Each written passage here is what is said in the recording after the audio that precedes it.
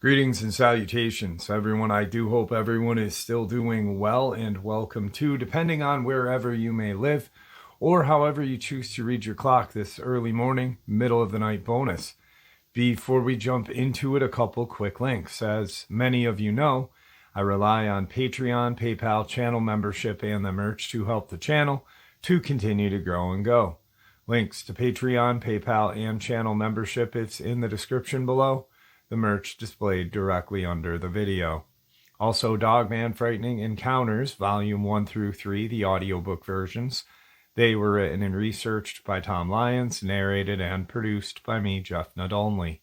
Those audiobooks are available on Audible, Amazon, and iTunes, links to which are also in the description as well. And finally, last but definitely not least, if you'd really like to help support the channel to continue to grow and go, simply subscribe. It does not cost a cent. Click the like button. It takes half a second. If you don't want to miss out on any of the informative uploads that I put out daily, click the bell icon, and folks, please leave a comment. Why? Well, because all these things really do help the channel to continue to grow and go. They definitely do matter and are appreciated. And now, everyone, I have taken far too much of your time. Let's jump into this early morning or middle of the night bonus upload, shall we? Today's first encounter. I used to live in St. Peters, Missouri. I was close to 20 years old when we had a sighting of a creature in the late 70s. The creature was seen in St. Peters, Missouri. This happened downtown St. Peters at a railroad bridge that crosses over Dardine Creek. The creek may be 20 to 30 miles long and drains into the Missouri River. Downtown St. Peters is a very small farming town. If you blink, you're already through the town. The creature could easily move around without ever being seen. The creek has large levees on both sides and was heavily wooded at the time. A friend and I used to sit by the creek or on the railroad bridge and talk. One night we were climbing on the bridge. My friend was the daring type, so I didn't think much about the shadows I saw. I thought it was just my friend fooling around. I yelled at my friend asking what he was doing. To my surprise, it was never him moving around. We just laughed it off and went on chatting. My friend had to pee, so he went off to the end of the railroad bridge and started to go. Whatever was following us lifted the railroad timbers and tried to grab my friend. We ran approximately a mile back to his house. I left out a lot of details as I'm disabled now and it's hard to write. The creature was seen many times after our first sighting and was seen by our friends. This creature is violent. Tried to kill my friend. Smells like rotten hair. It lets out a scream like a panther. One major thing that is different about this creature, and that it has only 3 fingers, like a tree sloth. The reason I say this is because we found handprints on the banks of the creek and the mud prints under the bridge. We never found a footprint. We saw the imprints of the fingers and the nails in the soft mud of the creek banks. It appeared they would grab the steel beams under the railroad bridge, and it would leave the muddy handprint on the beam. The odd part was we never found a footprint. I see these were handprints only because they wouldn't support a creature this size. All 3 fingers were approximately 1.5 inches in diameter and approximately 8 inches long, with the middle finger slightly longer.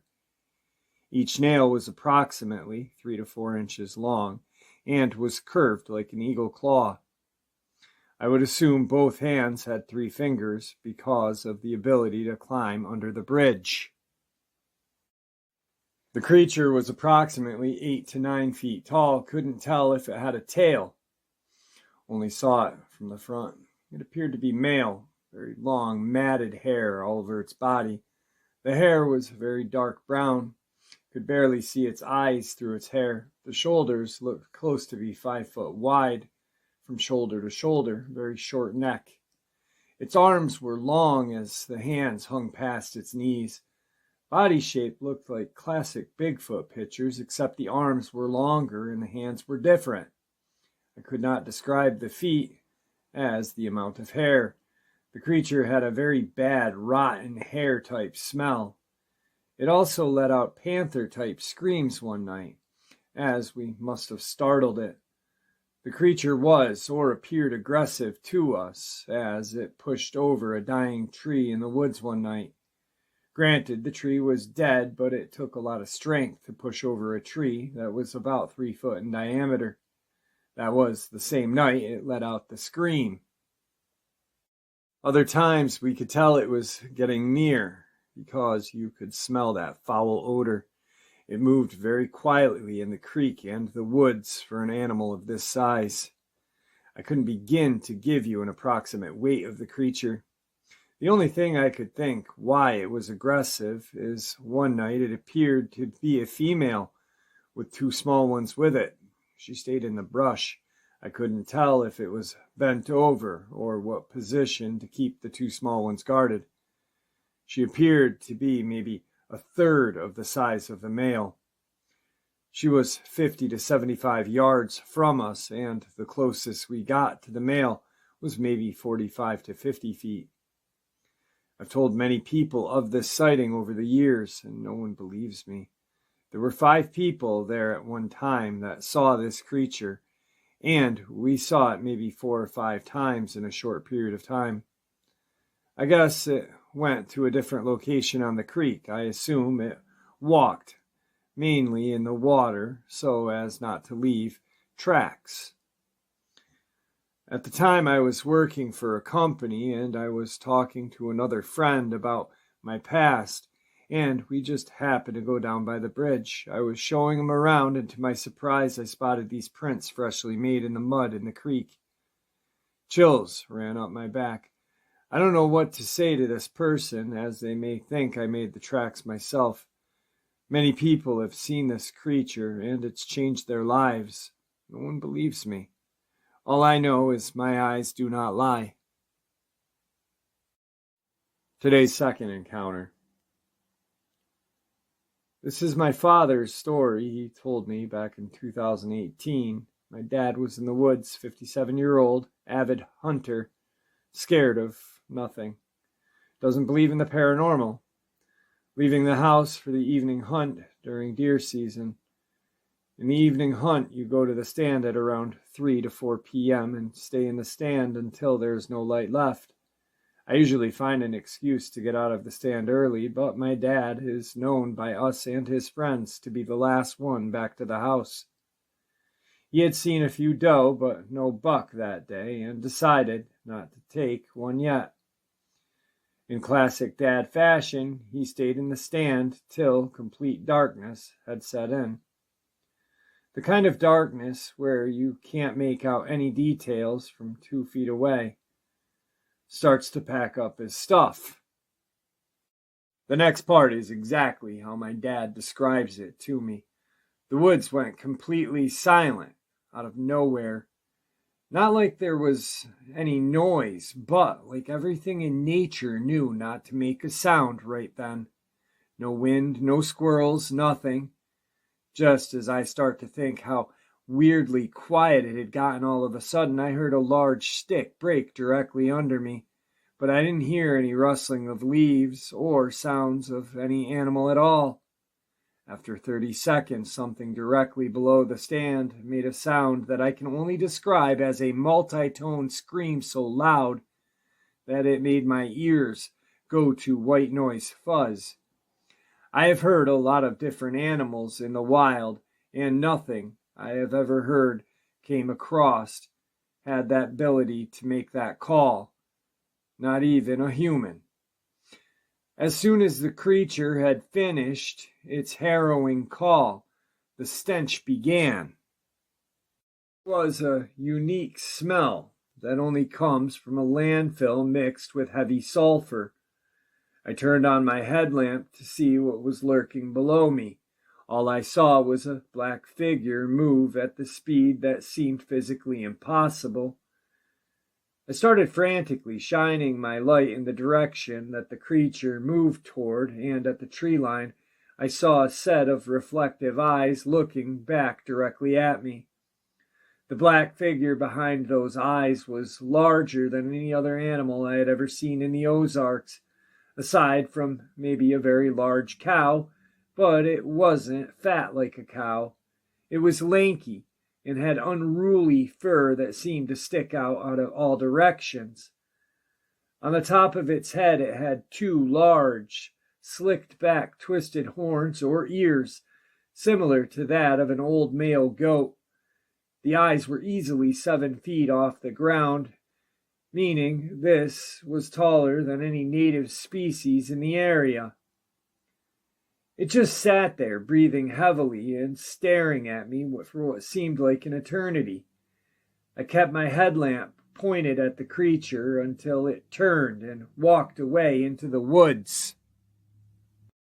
Now at this point is when I got the call from my dad to come pick him up in the UTV and get him the heck out of there. This is the only time my dad ever sounded scared to me. He still hunts all the time and says he can't wait to see it again and hopefully get a better look. Classic, tough-ass dad thing to say. Thinks he may have seen the Ozark howler that night. After all this, my dad has been very into Sasquatch research and the like. On the other hand, I believe he may have had a run-in with the Ozark howler instead of a Bigfoot. Today's third encounter. I feel I may have had an encounter recently, but I don't feel it's worthy of coming onto your show. But anyway, I was helping my fiancé friend move to a different part of the reservation. Also, her friend was full-blooded Lakota. But we had finished moving her items into her new house on the Rosebud Res and began our trek to pick up her children at around 9 p.m. Being that I recently moved here, I can't really name the roads accurately for where we were exactly, but ended up driving a total of 5 hours before we reached a checkpoint to enter back into Little Wound Res. We had missed our turn. That would have shaved off a lot of time to get me back home, so I turned on my GPS and immediately took us to a sharp right turn which led to a dirt road that was 15 miles long. It was pitch black darkness, which was new to me, but the drive was uneventful for about 8.5 to 9 miles, when a black cow came bolting out of the dark within 3 to 4 feet from the front of my pickup. I slammed on the brakes, being that I was only driving 30 miles an hour on dirt, but I still slid a bit. The cow thing ran in the direction we came from, and I sat there stunned for maybe 5 seconds when my friend said, "Okay, I think you can go now." I snapped out of it, driving again, when the corner of my eye to the right, about 200 feet or so away, in the darkness beyond the fence, I saw a large black mass run extremely fast down the hill into the ditch. It moved so much faster than a cow as well. I don't know exactly what I saw or if there was anything at all, but wasn't willing to find out. 5 or 6 miles later, we came to the main road, and we got back to Little Wound. Brother, I don't think you saw a black cow. I think you saw a Dogman running through the reservation. Today's fourth part of the upload. Hey Jeff, my name is Redacted. I'm 57 years old, a veteran of the Navy and Army. I live in the southwest corner of Oklahoma. I started listening to your show during the first quarantine months, early 2020. At first, it was just different and creepy, but after about 3 months of listening to your broadcast, I came to believe that these things are real. I will not write long, but I took my fiancée to Jacksonville, Florida to fly back to her country, Columbia. This took place this past October 2021. We drove down through Texas, down to Interstate 10, and across to Florida On my way back, I decided to zigzag diagonally from Jacksonville, Florida, taking the older state highways up through Georgia, Alabama, and up to Oxford, Mississippi, near Taylor, Mississippi. I got there the evening of October 10th, 2021. I got a hotel room in Oxford at the edge of town. It was a very dark night, lightly raining, but I decided to drive the short, windy 7-mile, 2-lane road to Taylor to see what it was like. I made a nighttime video and daytime video of the drive. I remember several episodes of your channel about Luke, and also an episode from your channel or another about an electrician that went to help repair some lines after Katrina. That guy's testimony might be from Dark Waters' channel, which it is. This guy was told to be very careful and watchful for these creatures while working on the pole lines, so I wanted to see the approximate location of myself. I drove slowly from my hotel down the dark, long, narrow road to Taylor. Most of the trees were about 10 feet or less from the edge of the asphalt. Only a couple or so areas in the road go back further. I even stopped a few times and rolled my windows down to listen. I never saw anything. When I got to Taylor, I stopped at a little gas station where a young gentleman was cooking barbecue. Got out to ask him about the town. I asked if he had ever heard of the Dogman or walking wolves. He replied that he hadn't, but led me inside to ask 2 other older gentlemen and an older woman who owned the place. I told them who I was, and they were all very nice and hospitable. When I asked them about Dogmen, the 2 gentlemen looked scared and replied yes, then looked down and didn't want to talk anymore. I thought that was strange. The older lady was still very nice and talkative. She also said she knew about them. I offered to buy one of the large barbecued pork steaks, and she said, "Ain't no way you're paying for that. It is on the house," and she gave me a to-go box with a large pork steak and a large smoked sausage. I told them thank you and good night. Drove back Old Taylor Road slowly, hoping to see a Dogman. But nothing. At the edge of town in Oxford, I stopped in a General Dollar store to see if they had any steak sauce. I spoke to a lady employed there, stocking shelves. While she was guiding me to the right aisle, I spoke concisely as to why I was in Oxford. I mentioned the Dogman, and she said she had never heard of the term. As I described to her what these creatures were, her eyes got big and said, "Now I know why this one guy used to work here quit so abruptly." She explained to me that a young man that had been employed there 5 months previously. She told me that as soon as this young man got to work, he was so frantic and scared, and told her and another lady that was the manager that he had seen one of the biggest wolves-looking thing on the side of the road while driving from Taylor to Oxford. He said it was way too big to be a normal wolf. She told me that he said he'd quit and will not drive that road at night again. The next day I drove all around the little town to see the layout and tried unsuccessfully to find the Lockett Ranch that has a long history of Dogman activity.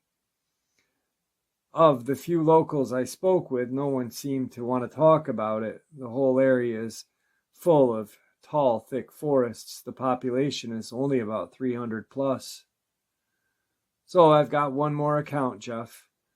I have a friend named John who is ex-military recon that works in the guns and hunting section at a farm and ranch store called Atwood's in Lawton, Oklahoma. Lawton is an army town with Fort Sill Base, where is located the only artillery training base in the United States. Anyway, I stopped in to visit him at work last Thursday, Veterans Day. It was about 5:30 p.m. He's working. We talked about preparedness and guns and such. I asked him if he knew about the Dogman. He said he had never heard of such a thing. I told him that I thought I had talked to him in the past about it. He said no. John lives 25 miles north of Lawton, near a wildlife preserve in the Wichita Mountains. I described a little bit about the Dogman and how they like to mutilate animals. He told me that in the last few months that 2 of his cows had been killed in such a horrible way that he had never seen like that before. He also told me about the strangest, scariest howl screams that have been coming from the woods. He said the howl screams were so loud that they vibrated through the air and he could feel them. I asked him to listen to a series of animal sounds that were recorded and sent to Thinker Thunker channel on YouTube. I asked him to see if any of those sounds were similar. He told me that the long, loud howl scream that is on that recording is exactly what he heard. I also asked him if he had any dogs and if they've been acting strange. He told me that when these howl screams occur, they start barking like crazy and go hide. John said to me that he had never heard anything so scary, and nor had his dogs ever acted afraid of anything. I will mention here that the wildlife preserve has a lot of free-roaming buffalo population and a good number of Texas longhorn cattle there, as well as a sizable lake and plenty of trees. Lots of rocks and rolling hills. I don't know about any caves. This past Tuesday, the 23rd, John texted me in the morning and told me that late Monday night his dog started barking like crazy. He got up to look outside, and about 20 yards away next to his gate was a large black figure on all fours. I asked John how tall the gate was. He said he didn't know and would check. John told me the black thing was taller than his gate. I'm guessing the gate was 4 to 6 feet. John had his Taurus 44 Magnum pistol and shot toward it. It ran off. I asked him to check for prints. Also, John said he sees orbs of light fairly regularly in his yard around his property. I told him I'll probably make a trip up there this Saturday. It's only about an hour away. So I've got his phone number and his friend John's phone number, which I'm going to be reaching out to both of them to see what's going on, to see if they'd like to come on the channel and share. I'd like to hear about his trip to Taylor, have him on and talk about that. That would be pretty interesting. Anyway, moving on. Today's 5th part of the upload. Hey Jeff, I'm a big fan. I've had 2 encounters. My first took place in '97 when I was 17. Me and my friends had this spot in the woods where we would hide and smoke. One afternoon, I was out there by myself. Time got away from me. It was getting dark fast. I started back. At about halfway point, I heard something or someone walking behind me. I stopped walking and it stopped. I turned around to try to see who or what was there. It was just out of the light, but I could hear this deep, raspy breathing.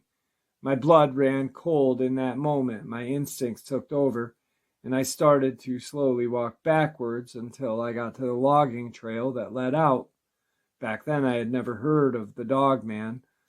All these years, I thought it was a Bigfoot until last year when I started to listen to your channel.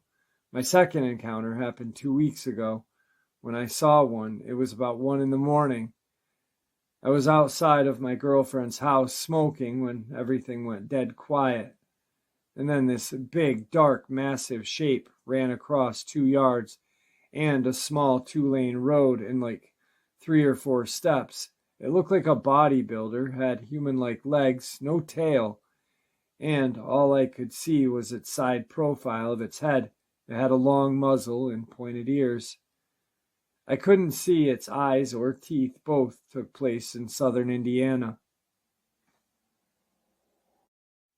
Today's final encounter. This information is yours to do with as you please. I am speaking honestly and have only told a few people of my encounters. I do not want or need recognition. These things are out there. I'm originally from Louisiana, and I come from a family of hunters and fishermen. I had a Bigfoot encounter near the Toledo Bend in Louisiana at the age of 5. I was literally scared crapless during my first Bigfoot encounter. My family loved to embark on these very long fishing trips. They came back the night before and got everyone up at around 4:30 in the morning the next morning to get the vehicles loaded. We always stop at the shop right to buy some fresh bait and head to Anacoco Beach or the Toledo Bend. Growing up in Louisiana and Texas, you hear about monsters, swamp man, Bigfoot, alligator, or reptile-like creatures, werewolves, rougarou. I never believed in any sort of that stuff. It scared the crap out of me and my other cousins. My aunts and uncles had experiences they would share with us, but I honestly thought they were stories. One thing about Louisiana is that the people start heading out in a hurry when the sun is going down in a certain area. They will literally tell you, hey, the sun's going down, it's time to get out of here. We were asked to walk a few minutes out from where we were fishing to go number 2. I had an older brother that did some very questionable things to me in the spirit of fun and jokes. This particular day, my brother and my cousin had to go number 2 at the same time. We were told to walk together and look out for one another. We walked 15 minutes deep into the woods and started the you go, I'll look out routine. Myself and my brother took first watch, then my cousin and I took second watch. When it was my turn, I walked about 15 feet further back from their dump sites to take mine. Imagine my surprise when I watched them turn toward me, laugh, and run off. I knew they had left, and I started to cry, but went ahead and finished up. Everything went quiet, no birds, insects, or anything making noise. Fear and panic set in. There was also a foul scent. I had actually been smelling it for a while, but I thought it was my brother and cousin's dumps in the wind. As I finished wiping, I barely had gotten my pants up, and I heard this gruntish growl behind me. I turned around, and if I had not gone number 2 already, I would have. Absolute terror. The kind where you can't move, you're scared stiff. Not one of my 2 Bigfoots, one male, one female, they were covered in darkish black fur. It could have been a dark brown, but extremely dirty and matted in some areas. I forced myself to slowly move backwards as the tears were flowing. I knew I was going to die alone without anyone ever knowing what had happened to me. The male was the aggressor, grunting loud, low growls and very aggressive arm and body movements, not toward me, but to the surrounding trees. He was literally grabbing branches the size of 4 by 6 and snapping them like twigs. I had no idea how to get back to the fishing spot. I was lost and alone with 2 monsters. The next part is nothing short of a miracle. The female was obvious breasts and much slimmer than the male, raised her left hand and pointed in the direction I came from. She slapped her right in the center of her chest and swung it toward me. I don't speak Bigfoot, but I knew she was telling me how to get back. She began to walk to the left of me, heading the way I came from. The male followed about 5 steps behind her, watching my every move. He showed his dismay of me and the situation by low growls and grunts toward me and the female. He simply didn't want her to help me, to leave me and let me figure it out. They both walked me close enough to hear my aunt's voice cursing my cousin and my brother out for leaving me. I walked toward my aunt's voice. I glanced back and watched them walk back into the forest.